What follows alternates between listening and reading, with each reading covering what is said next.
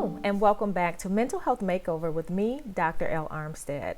So, today I want to talk about a topic that's really near and dear to my heart, and it is mental health and our young kids. And so, as the mom of two boys at that age of 10 and 14, this is something that's critically important to me. Now, think about with everything that's going on, how sometimes, even as adults, we have bad days. That whole thing that sometimes you wake up on the wrong side of the bed, you're just not feeling that well. And so we get sad, we get anxious with everything going on. Sometimes it's difficult. So if we have those days, think how much more our kids may be struggling with everything that they have to hear and see and go through these days. Did you know that the Centers for Disease Control actually stated recently that 1 in 4 people under the age of 25 have seriously considered suicide in the last 30 days? That is a huge deal. And that reminds us that this conversation around mental health has to include all of us, not just us as adults, but kids may be also struggling with this and other young people. So this is the time to start to talk about how this may be affecting us and figure out how can we help our kids dealing with so much these days. So this week's mental health makeover tips are going to be all around this topic, giving us some strategies, things that we could use to start to make this discussion real. Again, it can't wait. And so we want to start this conversation now. And here is actually the first thing we want to do: have the conversation. So I know it's challenging, it's difficult, it's something that's uncomfortable, but I'm going to make it easier for you today. I'm going to give you 3 tips to really help you navigate this conversation with your young people, and so that it makes it easier for you to get them to open up and make you a little more comfortable as well having the conversation. Remember, these numbers aren't changing. Things are not getting better right now, so we have to start to have the dialogue. So your goal in this conversation is really to be direct without being abrasive. And so we want to give them real concrete information. Our kids can handle it, they're resilient, but we don't want to be too abrasive and get them to clam up and not want to speak to us. So we really are just starting a conversation around how you're feeling. With everything going on, what top 3 things maybe have you been thinking about? What's been on your mind lately? And so we want to start there. Now, here's the key. We don't want to let them off the hook easy, right? So especially our teenagers, hey, I know I have a 14-year-old. Sometimes they can give you that one-word answer or, those quick ones. I'm fine. Things are good. Nothing's going on. What do you think about? Nothing. And so we want to make sure to have a few questions lined up to kind of get them talking. Sometimes it starts with just sharing something that we know to make it real. And so, I heard that recently at the end of the year, there's actually a senator out of Maryland, I believe, whose 25-year-old son committed suicide on New Year's Eve. His family stated that he had been struggling with depression. And of course, that was, a devastating blow for their family. Oftentimes, when we can share a story and let our young people know that this thing is real, there are other people struggling with some of these heavy topics. And so it lets them know that they're not alone, because sometimes sadness and anxiety and depression can make us feel alone. So sharing stories of other things or people that we know may be helpful for that. All right, so let's get into it. Here is your first mental health makeover. Tip number 1 to help you talk to your kids about mental health.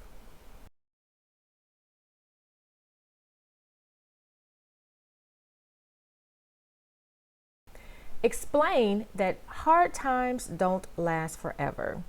So often, think about when we're going through something that's challenging, something that's difficult. It can feel like it's going on forever, that it's never going to end. And so we want to remind our young people that hard times, they can change, they will change, they don't last forever. So what may be helpful in this part of the conversation is to share together with your young person maybe something that you went through that was difficult. Maybe share something together that you both have experienced. Maybe, you lost a pet, the family pet, and it was a hard time, a challenging time for your family. Maybe have them talk about a time where, they bombed a test, they failed an exam and it was hard, it was troubling. Maybe they missed the winning shot at a game. Whatever it is, try to connect to something where you can see that it was a bad time, right? Then talk about how you've moved on from that, how things have gotten better since. Using these practical real life examples really helps the young person to connect to this idea that things don't stay bad forever. And that is a great place to start. So here is our mental health makeover tip number 2.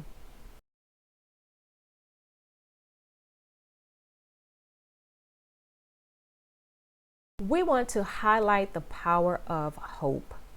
Hope is simply the expectation that things will get better. So often when people find themselves in hard situations or having a bad day, that bad day can turn into a bad week, a bad year, a bad couple years, and people lose hope over that time. So reminding them to keep their spirits up, to remind themselves to have hope is a great way to help them endure during those difficult times. So, there's actually been a lot of research that talks about this power of hope and positive thinking and how it has actually helped to heal people and get them out of, really tragic situations.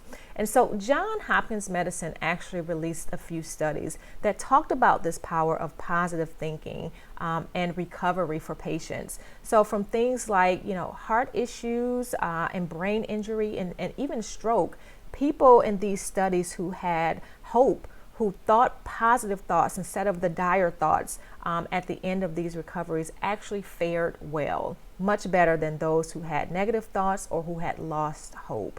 So this idea of hope it's important, it's critical, and it's something we want to share with our young people. If all else fails, we turn back to the word.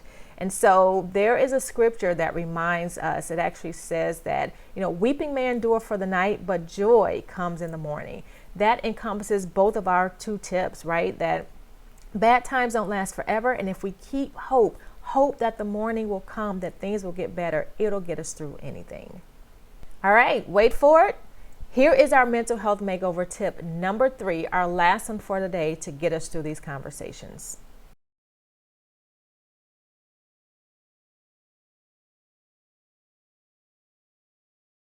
So lastly, we want to encourage our young people to write down at least one person that they feel they can talk to if they're having a hard time. They can add, how many names they want, but we want at least one person on that list. And so this is a great way to remind them that there is someone out there who loves you, who wants to support you, who could help you through these difficult situations. And so we want to give them homework, and they're used to homework. It's a great way to reinforce what we're talking about in this conversation. So give them this homework, encouraging them to write down at least one person that they can talk to in a hard time. So that's their homework, but parents, adults, here's some homework for you. Make sure that you do not force your kids to show you the list. The importance here is not to know who's on the list, but to ensure that they actually have the list, right? Now, even if your kids decide to show you their list, and that's fine, don't be judgmental. Maybe you're not on the list, and that's okay. They could choose a coach, a friend, a cousin, a family member, someone else. And so don't be judgmental. Don't ask, why is Uncle Ed on there and you left out, your dad. We don't want to be judgmental. Again, we just care that they know that there's someone that they can talk to if they had a bad day or having a hard time. Encourage them to keep that list somewhere handy, and so when they need it, they can pull it out. And again, remind them that that person will be there to listen and help in any way they can. All right, so you've done it. You've gotten through the conversation with your 3 steps. Here's how you wrap up. I like to encourage you to remind them, as we're wrapping up the conversation, that they may also be on someone else's list. That means, maybe one of their friends will call them if they're having a hard time. Set the stage, open the door, tell them that it's okay to come and talk to you or another adult if someone reaches out to them for help. Let them know that when you love someone, it's not snitching, it's not telling on them, but getting them help if they need it is a great way to be a friend and to show love. So remind them to do that. So while this discussion today was giving us a great strategy to have this conversation with our kids, remember that you don't have to be a parent to encourage a young person and help them through this difficult time. You could be a godmom, an aunt, an uncle, a grandma, a teacher. Maybe you deal with kids at your church and your community. These are great tips to have the conversation with any young person you know. Here's something else. These tips are not relegated just to our youth. You can use these strategies to talk to anyone, any age that may be struggling. It's universal, and there are things that you can use to help someone else. So make sure that you write these things down, jot them down, take them with you, because they could come in handy if someone reaches out to you. So stay tuned for some additional resources that will be listed out for you, because we're not all experts in having these discussions and giving all this advice around mental health. And so there's some actual resources that you could use that if you needed to go further or get more information, there are a lot of free resources for you to use. So jot those down, because you never know when they may come in handy for you or someone you love. This is Dr. Armstead reminding you to go out and have a great week. Support and help those around you. Continue to have this conversation with young people and old around mental health. The more we talk about it, the more it gets comfortable, the more we're helping each other. Go out and remember to live your life well. Until next time.